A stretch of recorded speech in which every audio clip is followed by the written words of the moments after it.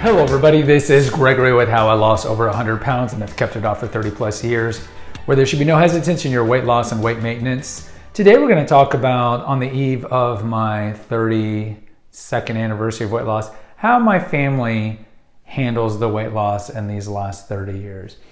Now before we begin, if you need help with weight loss, contact me through the Clarity FM link found here in the episode notes. I have an excellent review. Check out my website, which has hundreds of articles and recipes, my 2 books, which you can find on Amazon. If you like podcasts, I have one called The Awakened Man, which has been around since 2017. It's health related. I also have one on movies called The Cinema Rag. Check those out. And lastly, if you appreciate my content, there's a link for PayPal. Now, as you can tell, I'm recording from a new place. That's not my car or my old house. This is my new house. So be patient with the lighting and the setup. I like to do videos historically standing up because I like to gesticulate. So just be patient with that. All right. So as I mentioned before, May 4th is the anniversary of when I finished my weight loss. I talk about that in Confessions of an Obese Child, probably episode 21. If you're new to the channel, I have 2 personal playlists. So if you grew up overweight, check out Confessions of an Obese Child. There's also a podcast by that name that I started back in 2017. And then the other playlist is Reflections of a Weight Loss Warrior, which starts right after I lost my weight to about 5 years ago. So just dealing with the weight loss, dealing with survivor's guilt, dealing with the disordered eating I even had after I lost the weight. So how does my family handle my weight loss? I think it's an interesting thing because every family is different. We've talked about, like, do your friends really want you to lose weight? Do they not want you to lose weight? What does your family think if they're fat, if they're not fat? How do they feel about your success? And I think my family is interesting. It's almost like it's never brought up. Like, let's start with my mother and my father. So my father passed away about 12 years ago. Clearly, I had already lost my weight. And I did have a discussion with them, and I have an episode over at Confessions about my relationship with my father.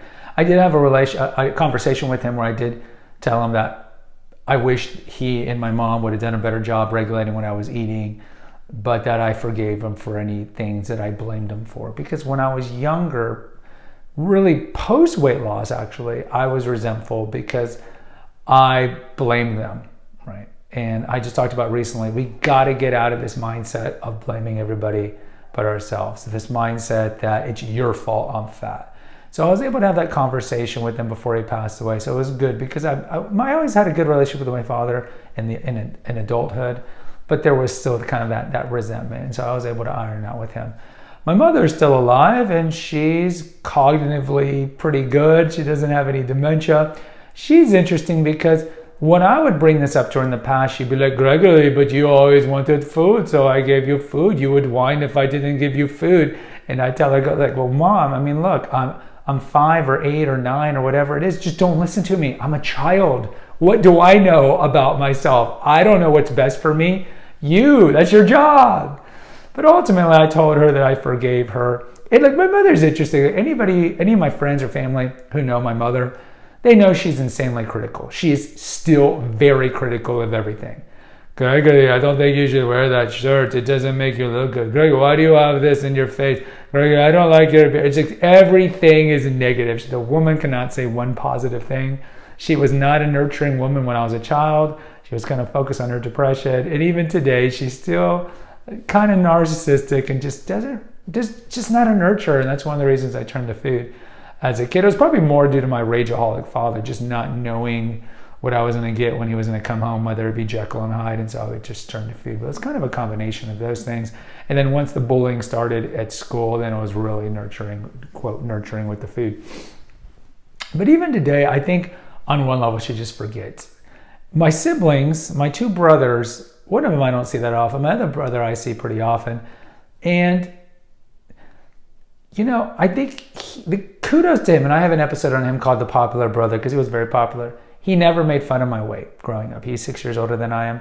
Never made fun of my weight. He defended me when we were in the same school, which was not that often, but let's say like when he was an 8th grader, I was a 2nd grader at the Catholic school we went to. He would always defend me. He never did titty twisters. We used to play games with his friends where we would play football and they would get on their knees and I'd be 8 and I would be upright and they'd be on their knees because I was so big and they try to tackle me. So overall, he was a good brother in that regard because there are siblings who hate each other and will pick on each other to the point of hating each other and not wishing well. My brother was never like that. I did reach a point though with my brother when I got to college, really high school, because the kind of kids that bullied me in middle school and high school eventually became the popular kids and eventually became the fraternity guys in college. And my brother was a fraternity guy, very active in his fraternity.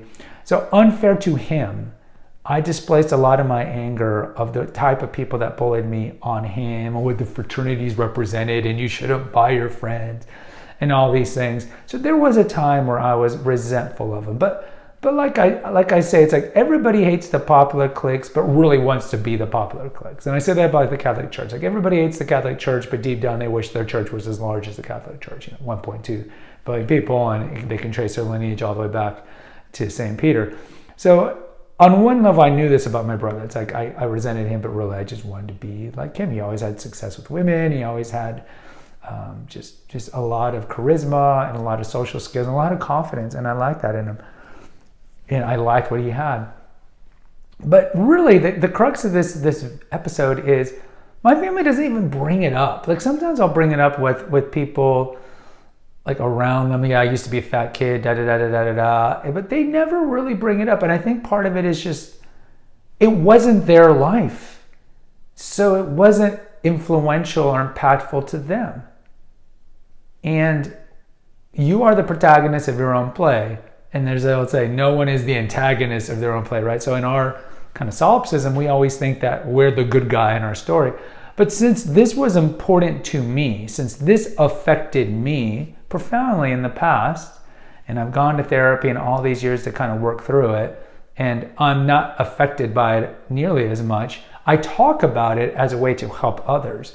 But it doesn't affect me like it did before. I have an ordered relationship with food. But since it had happened to me, it makes sense that I would talk about it and think it's important because it happened to me. Now with my family, they understand that it was important to me and it affected me, but I don't think they ever look, everybody's kind of in their own world. I don't think they ever think like, wow, Gregory lost all this weight. Wow, he was the exception. Everyone would still be overweight. He lost his weight and he's kept it all. I don't even think they think of that. I don't even think that it registers in their mind at all. So I think that's the main reason. It's like it didn't happen to them.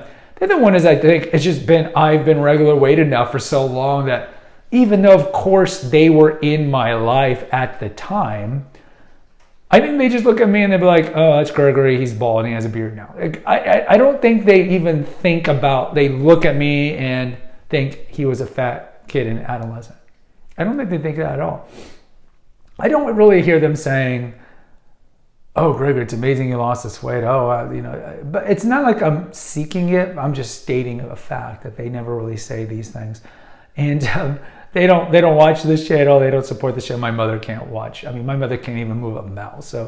But my family and friends, the large majority of them don't watch this content because I don't think it's really relevant to them. It's not relevant to them. The counter would be like if I had a friend or family had a YouTube channel or a podcast or something, I would listen to it because they're my family. But I also have to remember like people in general won't listen to content if they don't need it or find it interesting. So if you weren't an overweight child or dealt with disordered eating, why would you find this content to be interesting? So in closing, my family views me as the way that I should be viewed. Objective. They don't care. And that's what you want with your family to a certain extent. And certainly, I know you guys are at different stages and you don't want family in your life that shouldn't undermine your eating. Or like I talked about in Confessions with the episode about my mom keeping all my fat clothes because she's like, well, Gregory, you're probably going to gain it back, So you might have family that kind of does those things, but overall, you want them to be objective and be supportive of what you went through. And in closing, don't blame your family for your obesity. Don't blame people for it. Ultimately, we're responsible for what we put into our mouth. Guys, post in the comments. Let me know if you've had conversations with your family about your obesity or your weight loss. Until next time, take care. God bless and pray.